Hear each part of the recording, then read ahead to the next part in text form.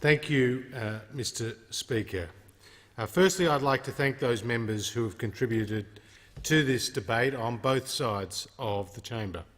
The bill reforms GST payments to the states and territories by providing a fairer and more sustainable way of distributing GST. It's a plan that leaves all states and territories better off. Since it was introduced in 2000, every dollar of GST raised has been distributed to the states and territories according to the system of horizontal fiscal equalisation. However, in recent years, the mining boom created significant volatility in the distribution of the GST. The government's plan will, first, create a new equalisation benchmark, the stronger of New South Wales or Victoria, whichever is the higher. Second, introduced a permanent in-system relativity floor of 0.7 from 22-23, increasing to 0.75 in 2024-25. Third, permanently boost the GST pool of funds available for distribution to the states and territories by providing direct Commonwealth cash injections each year from 2021-22 onwards. These are in addition to GST collections. Fourth, during the transition period from 2021-22 to 26-27, states and territories will be guaranteed the better of the old system or the new system.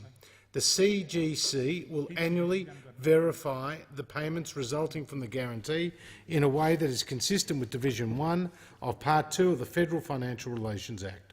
The Treasurer must have regard to this advice and consult with each of the states. The Treasurer will maintain his current role under the updated framework consistent with the existing law and long-established practice. Fifth, by 2026, the Productivity Commission will conduct an inquiry to assess whether the updated system is working efficiently, effectively and operating as intended. Sixth, separately provide short-term top-ups to Western Australia and the Northern Territory to keep their relativities above 0.7 and 4.66 respectively from 2019-20 to 21-22. All states will be better off, with the Commonwealth injecting an additional $9 billion over 10 years to 28-29. The GST pool from 26-27 will grow by more than $1 billion each and every year compared with what would have occurred without these reforms. Mr Speaker, we have provided a national solution to a national challenge. That is what leadership is about, Mr Speaker. And let's bear in mind that since the GST was introduced, the revenue pool has more than doubled, and it's expected to grow by another 65% over the next decade. However, the GST, as is, has seen its integrity threatened and its sustainability threatened. We had a situation where Tasmania, with 1/5 of the population of Western Australia, and the Northern Territory, with 1/10 of the population of Western Australia, were both getting more of the GST pie than Western Australia themselves, Mr Speaker. Clearly, that was unsustainable. And what we have done is we've come up with a long-term solution, Mr Speaker, because when it comes to the GST, we want to ensure that the services provided across the country are at a certain standard.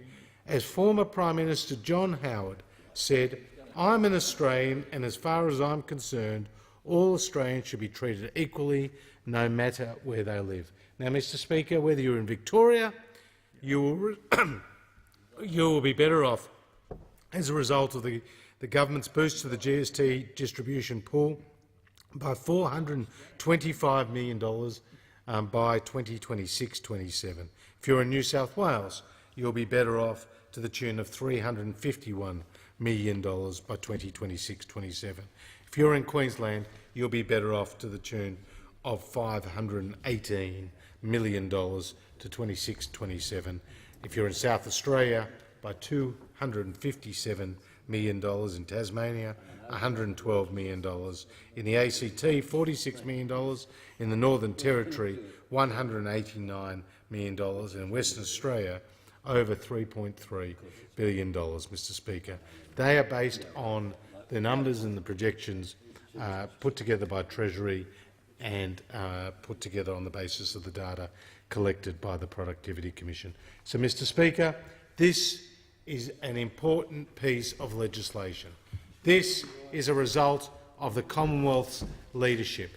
This is a result of the Liberal and National parties taking the hard decisions and coming up with a long-term solution, Mr Speaker. I commend this bill to the House. I thank the honourable Treasurer. The question is that this bill be now read a second time. All of those of that opinion say aye. Aye. To the contrary, no? No. I think the ayes have it. Is there any more than one dissent? Is that only the honourable member for Denison?